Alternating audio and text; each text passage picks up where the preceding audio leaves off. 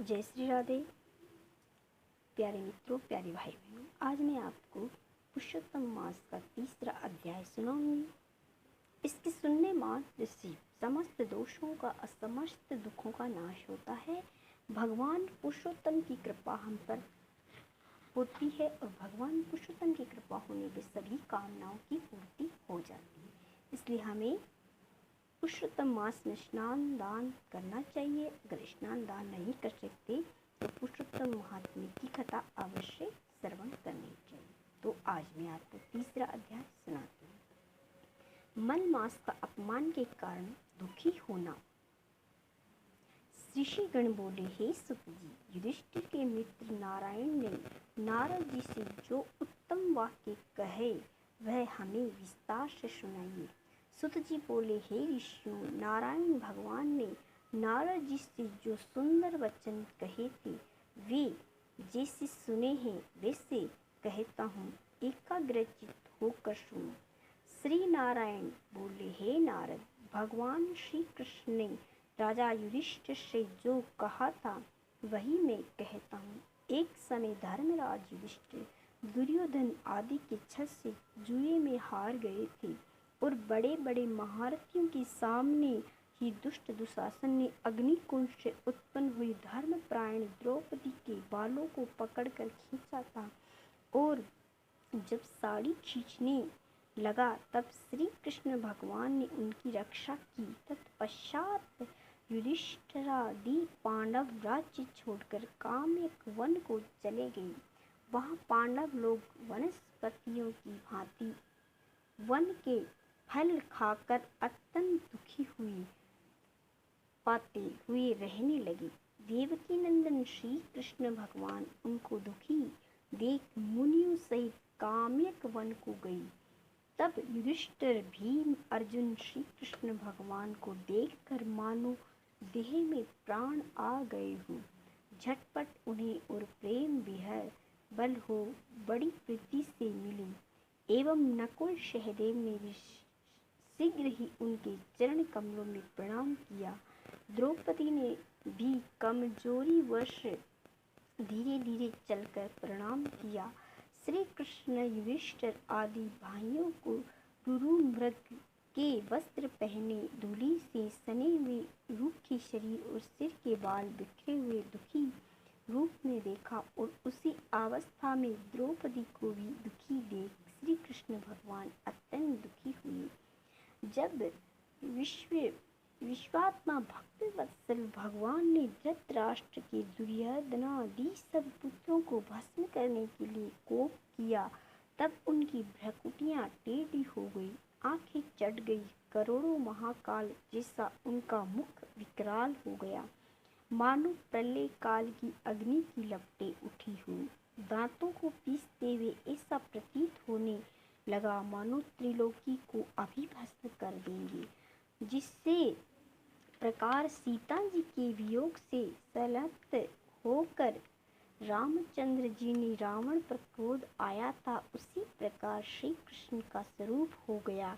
तब अर्जुन श्री कृष्ण भगवान के इस स्वरूप को देखकर भय से थर-थर कांप उठा और दोनों हाथ जोड़कर युधिष्ठिर तथा द्रौपदी सहित सब उनको प्रसन्न करने के लिए स्तुति करने लगे। अर्जुन बोले, हे कृष्ण, हे जगन्नाथ, हे नाथ, मैं जगत से बाहर नहीं हूँ। हे जगत के रक्षक, आप मेरी रक्षा कीजिए। जिसके दृष्टि टेढ़ी करने से मात्र से ब्रह्मा का भी पतन हो जाता है, उनके कोप से क्या नहीं हो सकता, ये कौन नहीं जानता। अतः हे जगतपति, आप संहार करने वाले अपने क्रोध को त्यागिए। आपके क्रोध से संसार में प्रलय हो जाएंगी। आप सब तत्वों के ज्ञाता, सब कारणों के कारण स्वरूप, वेद वेदांग के बीच के भी बीच ईश्वर श्री कृष्ण में आपको नमस्कार करता हूँ। आप ही चराचर जगत के उत्पन्न करता, सब मंगलों के मांगल्य बीज स्वरूप है, सनातन है। आप अपने रचे हुए विश्व को एक व्यक्ति के अपराध के कारण क्या नाश करोगे, ऐसा कौन होगा जो मच्छरों को भस्म करने के लिए अपने सब घर को जला दे। श्री नारायण नारद जी से बोले। शत्रुओं को मारने वाले अर्जुन ने जनार्दन श्री कृष्ण से ऐसा कह हाथ जोड़ नमस्कार किया। सुत जी बोले, हे ऋषियों, जब श्री कृष्ण भगवान क्रोध त्याग कर चंद्रमा के समान शीतल हो गए, तब पांडवों ने श्री कृष्ण भगवान को शांत हुए देखकर मुख्य सुख पाया। प्रेम से प्रफुल्लित मुख को देखकर युधिष्ठिरादि सबने श्री कृष्ण भगवान को प्रणाम किया और कंदमूल फलादि से उनकी पूजा की। श्री नारायण बोले, दीन बंधु भक्त वत्सल श्री कृष्ण भगवान को प्रसन्न जान प्रेम मगन हो। सिर झुका हाथ जोड़े अर्जुन ने बार बार प्रणाम किया और भगवान से उन्हीं प्रश्नों के विषय में पूछा जिन प्रश्नों को आपने हमसे पूछा है। अर्जुन ने इस प्रकार के प्रश्नों को सुनकर श्री कृष्ण एक घड़ी मन में विचार कर मित्र पांडवों और पतिव्रता द्रौपदी को ढांढस बंधाकर हितकारक वचन बोले, हे महाराज, हे शत्रुओं के लिए अजय, अब मेरा उत्तर सुनो। तुमने ऐसा अपूर्व प्रश्न किया है जिसका उत्तर देने में मैं समर्थ नहीं हूँ। यद्यपि इस प्रश्न का उत्तर गूढ़ से भी गूढ़ है और ऋषियों को भी अगम्य है, तो भी हे अर्जुन, मैं तुम्हारी मित्रता और भक्ति के कारणवश अवश्य बतलाऊंगा। हे पांडवों, इसका उत्तर बड़ा पेचीदा है, अतः कर्म से सुनो।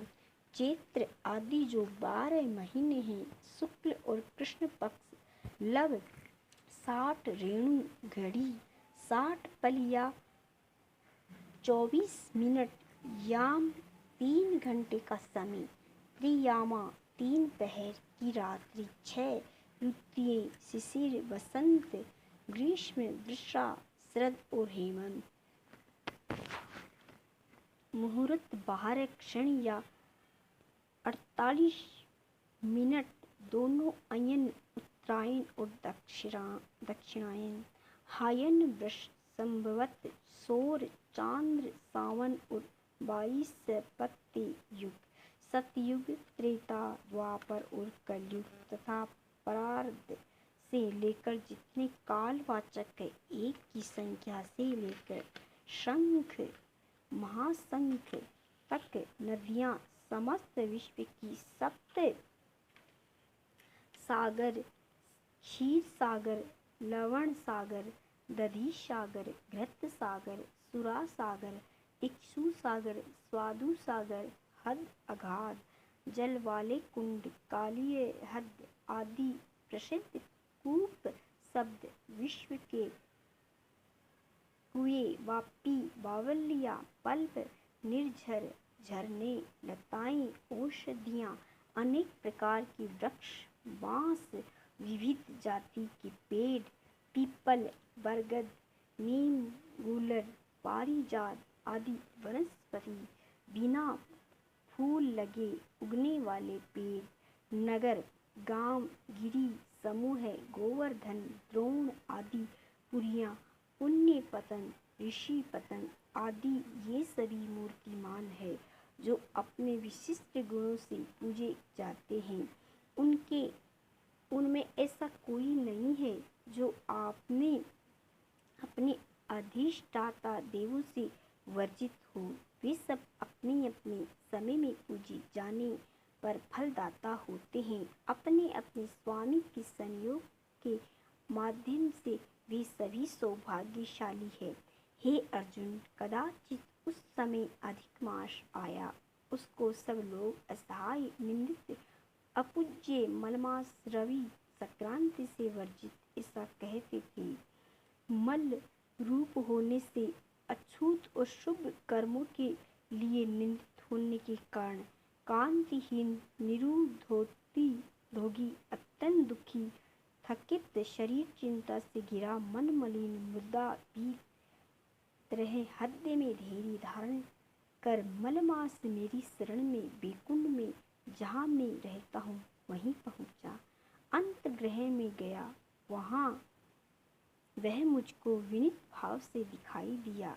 तब बहु अमूल्य रत्नों से जड़ित स्वर्ण के सिंहासन पर बैठा हुआ मुझे देखकर वह दंडवत करके नियमित हो हाथ जोड़े, नेत्रों से आंसुओं को छोड़ता हुआ धैर्य धारण कर गदगद वाणी से प्रार्थना करने लगा। सुत जी बोले, इस प्रकार वह नारायण कहकर शांत हो गया।